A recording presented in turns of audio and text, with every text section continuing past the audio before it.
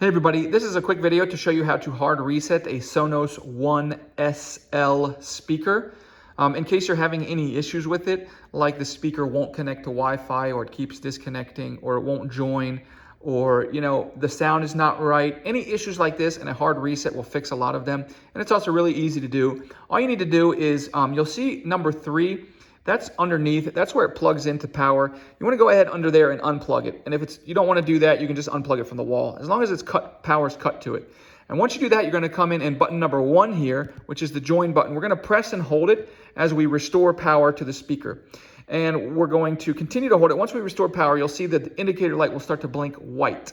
We're not going to let go yet. We're just going to keep pushing this button all the while until that white light starts to blink orangish. Once it starts to blink orangish, that means the reset has begun. We can go ahead and let go of the button and just let it do its reset. And when it's finished, the light will blink green, which means the reset is complete, and you can go ahead and connect your speaker to whatever you like.